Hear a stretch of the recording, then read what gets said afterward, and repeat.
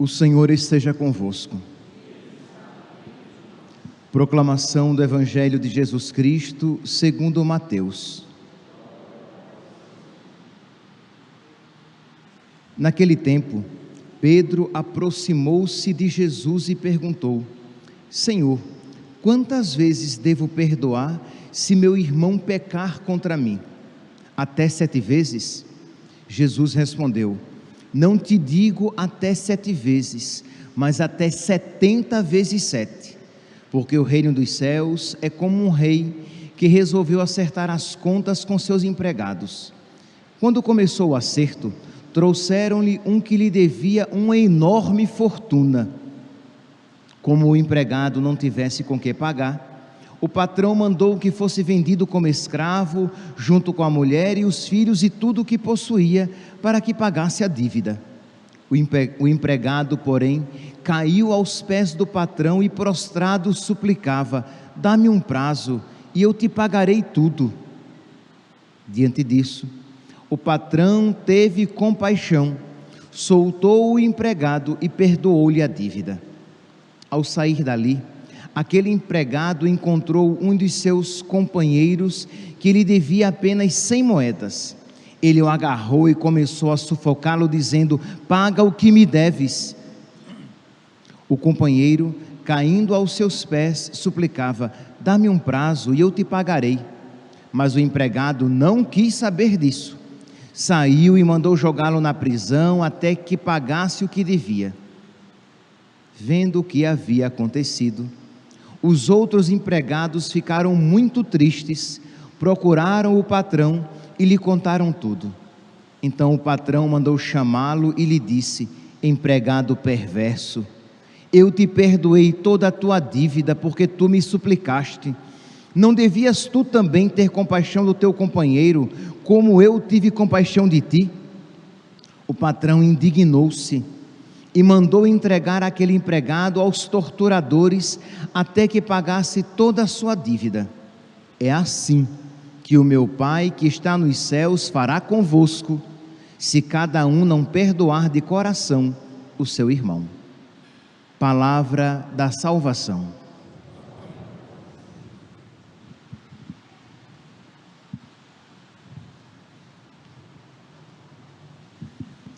Caríssimos irmãos e irmãs, a liturgia de hoje gostaria de me ater principalmente à primeira leitura de hoje, retirada do livro do profeta Daniel, que nos apresenta aqui uma belíssima oração, que nós podemos fazê-la durante todo o tempo da Quaresma. Esta oração no sofrimento, esta oração de reconhecimento dos próprios pecados e esta oração de louvor pela misericórdia de Deus.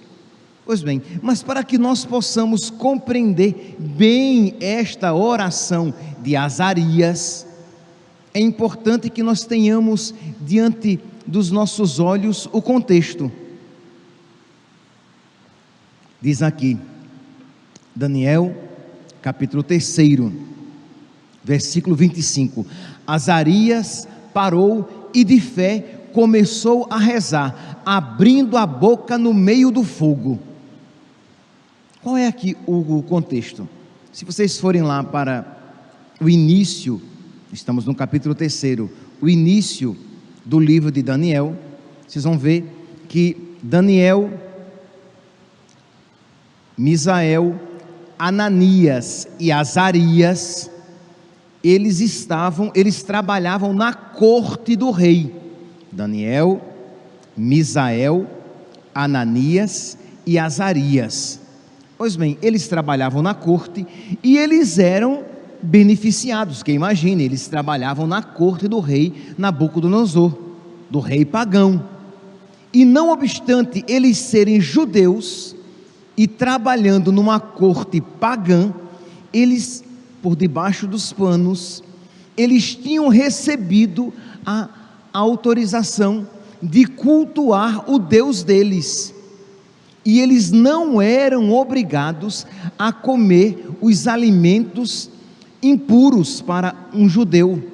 Então eles tinham uma alimentação própria, e eles podiam assim continuar adorando o único Deus verdadeiro, mesmo que trabalhando numa corte pagã.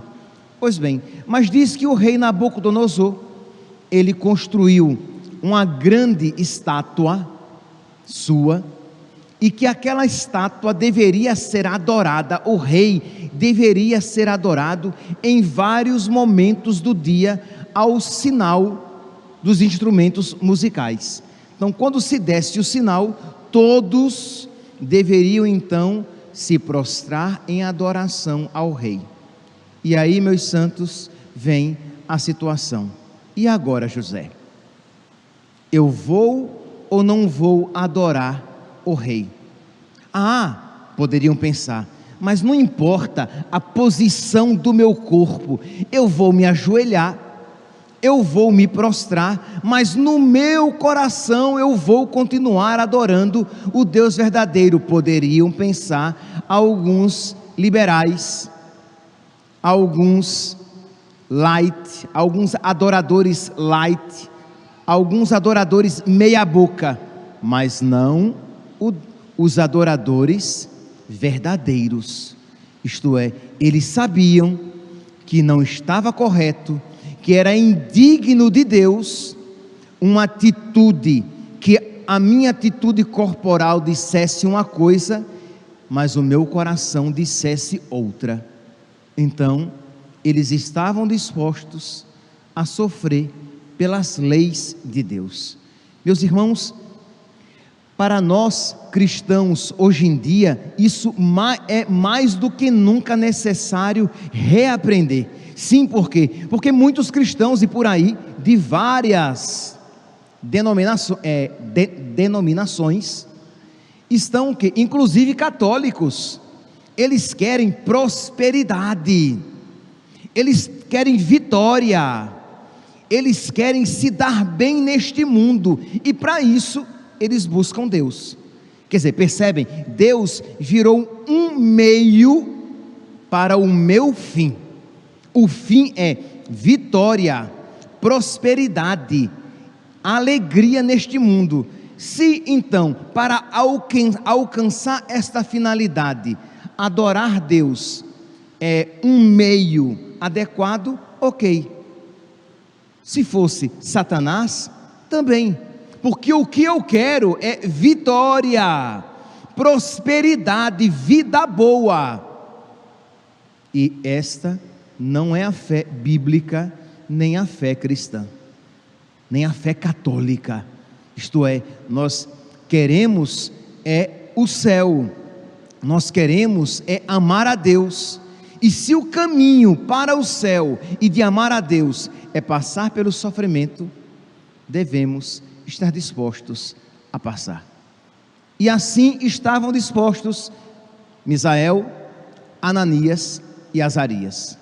Eles não estavam dispostos para garantir o seu emprego muito bom, diga-se de passagem.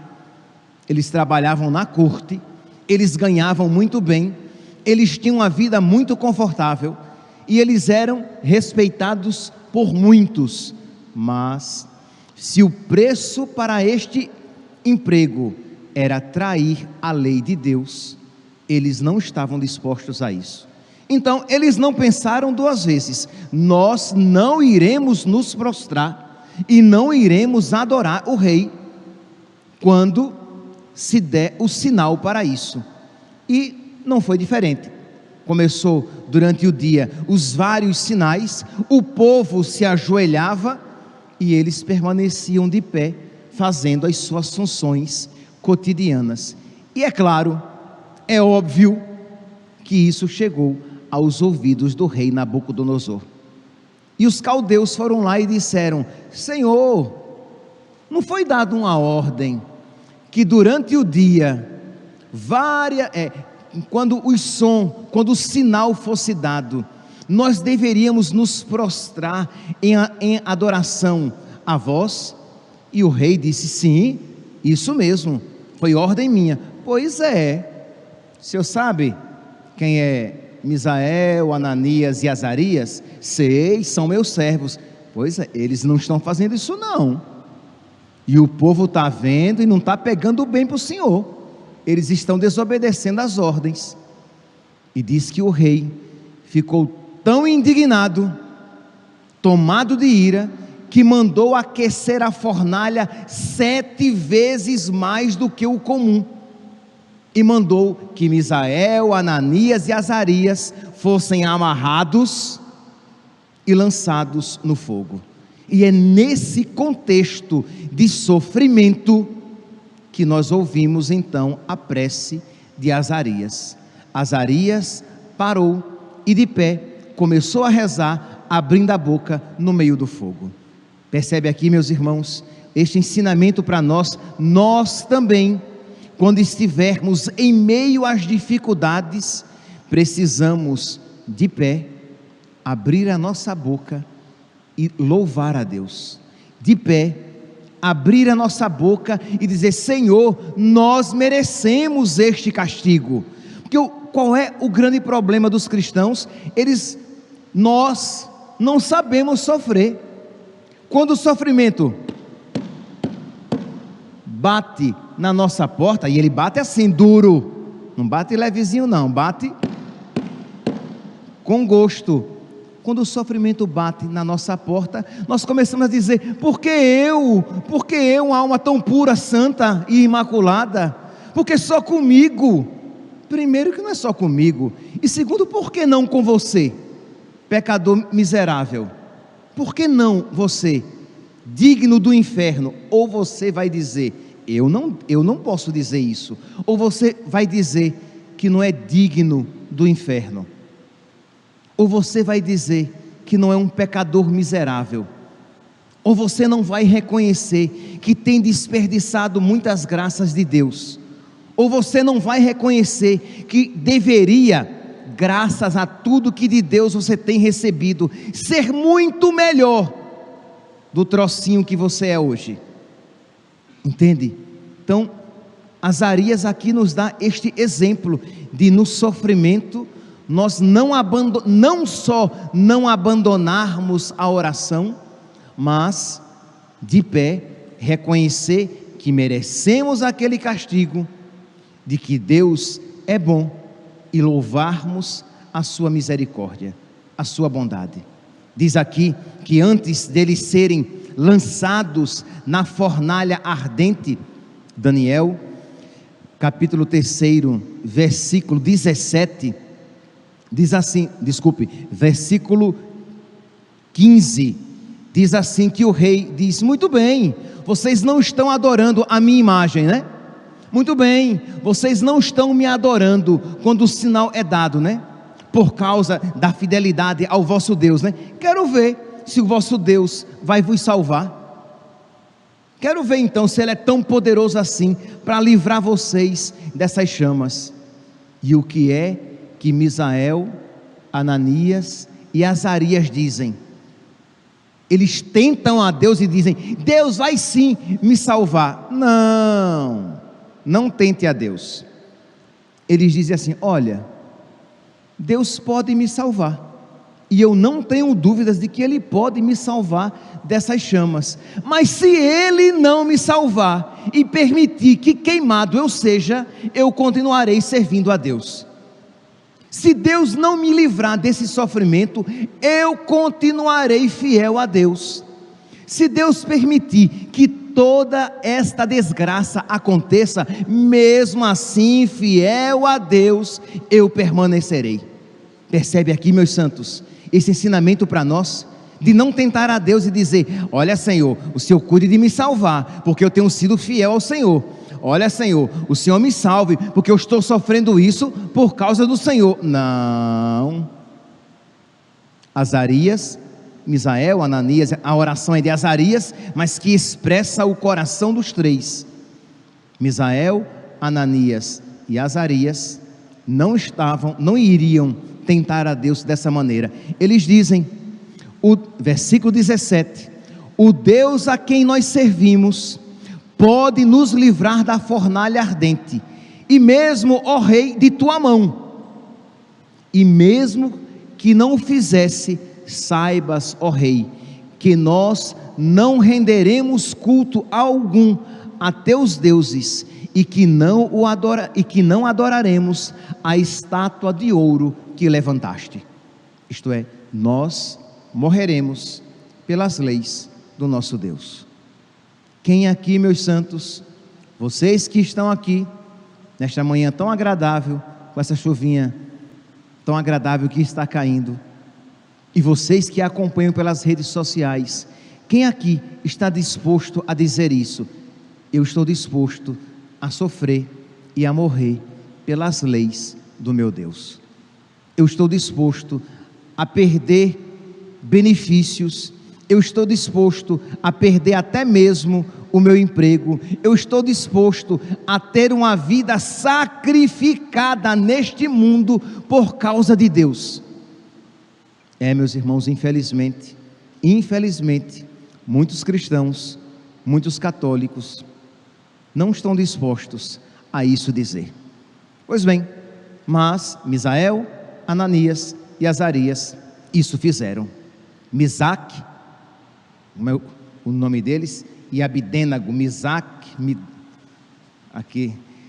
Sidraque, Misaque e Abidênago eram os seus nomes, e os nomes correspondentes: Ananias, Misael e Azarias. Pois bem, eles estavam então dispostos a isso fazer, e diz então que Azarias, no meio das chamas, ele faz esta prece belíssima, versículo 37, Daniel, capítulo 3, versículo 37, Senhor, estamos hoje reduzidos ao menor de todos os povos, e somos hoje o mais humilde em toda a terra, por causa dos nossos pecados.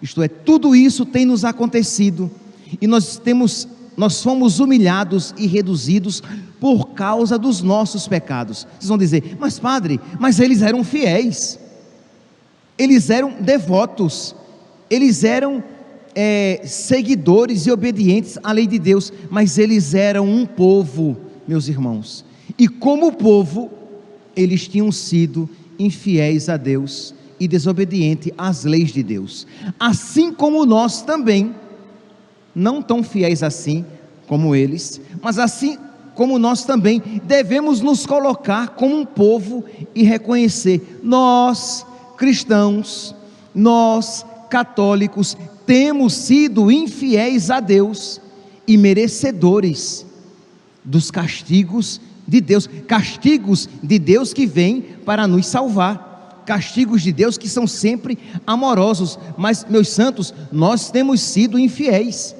e precisamos, em meio a todas essas provações que nos visitam, precisamos dizer como Misael, Ananias e Azarias: é por causa dos nossos pecados. Imagine, nós já estamos há quase 3 anos desta pandemia, e a pergunta é: como é que nós católicos nos comportamos na pandemia? Será que quando a peste nos visitou, será que nós continuamos fiéis na nossa fé? Ou queríamos a todo custo salvar os nossos corpos em detrimento da nossa alma? Até abandonamos a igreja, até abandonamos a nossa prática espiritual religiosa principal, a Santa Missa, a comunhão. Será que nós, padres, fizemos todo o possível para que o povo de Deus não ficasse sem os sacramentos? E será que o povo de Deus fez todo o possível para não se afastar da vida sacramental, que é o centro e o fundamento de toda a vida católica? Ou será que nós iremos olhar para trás, para quando a peste nos visitou, e dizer: nós, como povo católico, nós desagradamos a Deus quando a peste nos visitou? Mas sempre depois da peste vem a guerra, e depois da guerra vem a fome. É este o ciclo que a Sagrada Escritura nos apresenta, e nós precisamos, meus santos, em cada circunstância da vida, nós precisamos estar fiéis a Deus, unidos a Deus, fazendo com que a nossa fé cresça cada vez mais, senão nós iremos decaindo e regredindo cada vez mais na nossa vida espiritual, na nossa vida de intimidade com Deus, e iremos ter que dizer cada vez mais, como Misael, Ananias e Azarias: tudo isso, Senhor, tem acontecido por causa dos nossos pecados. E meus irmãos, nós como igreja precisamos sim fazer penitência pelos nossos muitos pecados. O quanto, meus santos, nós temos nos afastado de nosso Senhor. E aqui eu digo, você não vai simplesmente dizer: ah, padre, mas eu pessoalmente não tenho feito isso. Mas nós temos isso praticado.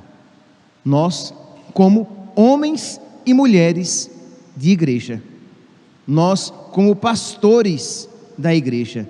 Imagine, meus santos, quanta ofensa a Deus e quanta tristeza a Deus temos causado quando sacerdotes não mais ensinam a doutrina verdadeira, não mais ensinam aquilo que a igreja há mais de 2000 anos sempre ensinou, aquilo que está fundamentado na Sagrada Escritura, na tradição e no magistério de sempre da igreja, aquilo no qual os santos acreditaram, ao ponto de padres no púlpito dizerem que aquilo que sempre foi pecado não mais o é.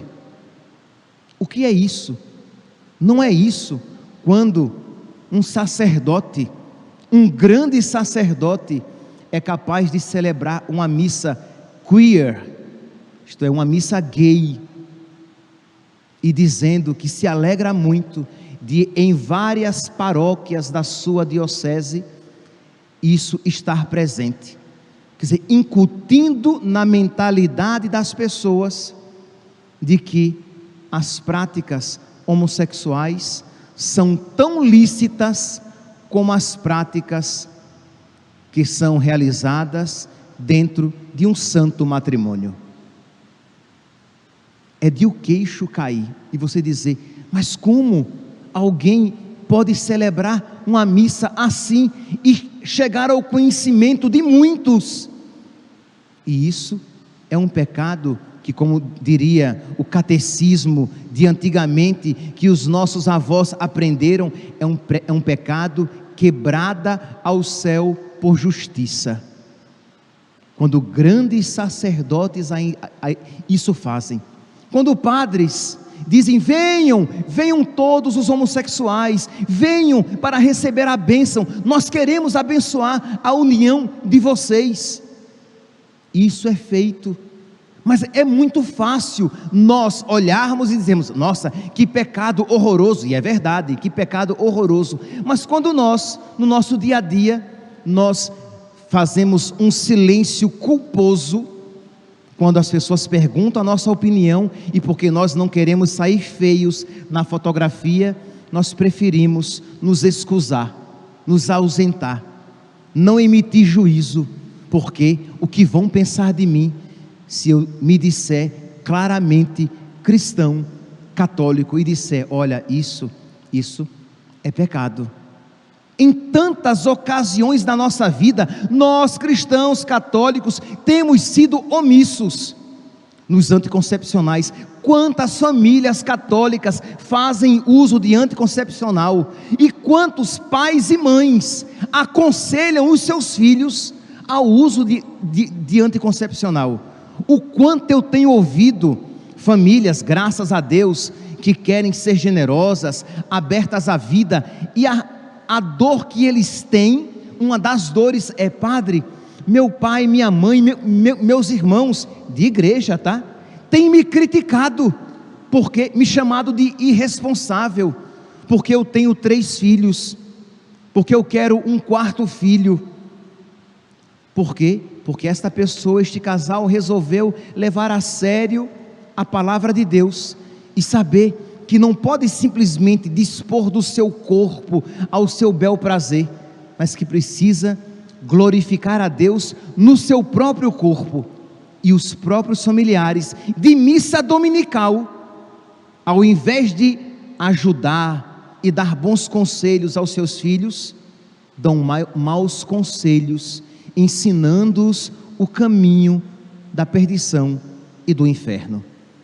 Então é muito fácil olharmos para um pecado cometido lá na Alemanha e não vermos que todos nós somos desobedientes e estamos clamando o céu por justiça, que estamos fazendo mal diante de Deus e que somos todos pecadores e que precisamos aproveitar então as dificuldades e provações pelas quais passamos e fazer penitência.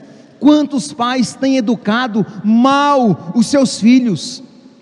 Educado os seus filhos para o mundo e não educado os seus filhos para o céu. A menininha ali de 2, 3 anos, com o seu shortinho curto, com a sua blusinha curta. Mas padre, qual é o problema? Ela tem 2, 3 anos. O problema é que ela vai ter 4, 5, 6, 7 e vai se acostumando a se vestir daquela maneira. Quando ela tiver 12, ela vai querer se vestir daquela maneira, que é claro, com 2, 3, a gente nem... Mas depois, ela vira uma mocinha, e como ela foi deseducada pelos pais a se vestir de uma maneira indecente, ela vai continuar neste mesmo hábito. Ah padre, mas é quente, mas quente é o inferno, e é de lá que devemos fugir, é de lá que devemos nos afastar. Então começar a educar os nossos filhos desde pequenininho, para que já desde pequeno ele aprenda que o seu corpo é templo do Espírito Santo, e os pais é que são responsáveis por isso. Pornografia, indecências que nós expomos os nossos filhos na televisão, e que nós damos este mau testemunho quando nos sentamos para assistir essas novelas e Big Brothers da vida. Quer dizer, que exemplo você está dando aos seus filhos? Aí você depois critica, porque o padre, que também é um miserável e filho desta geração miserável, ele vai dizer que sexo fora do casamento e masturbação não são pecado.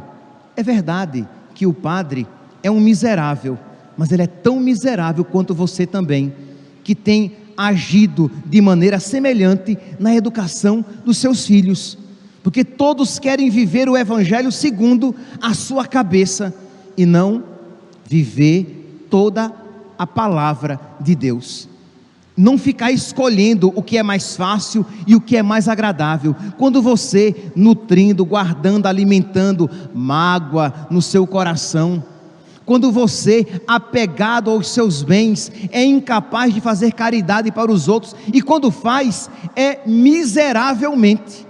Isto é, você faz de uma maneira mesquinha e humilhante para quem recebe. Isto é, você não trata o mendigo como um irmão, você trata o mendigo como uma pessoa incômoda, você já o humilha quando com ele se encontra, e quando você dá aquela moedinha miserável, mais ainda o humilha, quando a sua fé diz que é Cristo que vem visitar você. Aí você escolhe simplesmente agir segundo as suas paixões e não segundo a palavra de Deus. Quando um irmão chato, inconveniente, pecador, ele fere você e você diz: eu nunca mais vou perdoar esse miserável, esse filho da gota serena, como diria um nordestino enraivecido. E você ouve o evangelho de hoje dizendo: perdoe 70 vezes 7, porque é assim que Deus perdoa você. E a maneira como o evangelho termina é assim que o meu Pai que está nos céus fará convosco, se cada um não perdoar de coração o seu irmão. Isto é, se você então trata assim quem mal faz a você, Deus tratará assim você que mal faz a Ele. Porque nós maltratamos Deus, magoamos Deus, humilhamos Deus com os nossos pecados. Percebe, meus santos, que nós precisamos então bater no peito e dizer: Senhor, eu sou um miserável, a minha vida cristã tem sido tão medíocre, tão superficial, tão baixa. Eu te suplico, Senhor, misericórdia. Eu aceito, Senhor, eu aceito fazer penitência, e aquelas dificuldades, repito e vou terminando, aquelas dificuldades que visitam você, você vai então fazendo penitência e oferecendo por você pecador e pelos pecadores, mas também você vai buscando outras penitências, sendo generoso nas suas penitências e oferecendo.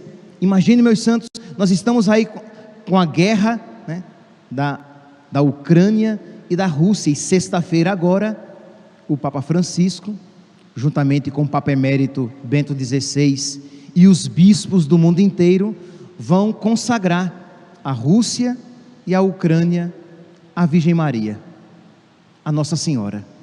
E Nossa Senhora de Fátima, que a imagem que chegou à Ucrânia é de Nossa Senhora de Fátima, que diz que muitos pecadores se perdem porque não há quem por eles faça penitência. A pergunta é: nós estamos fazendo penitência por eles? Muitos não estão fazendo penitência nem por si, quanto mais pelos outros.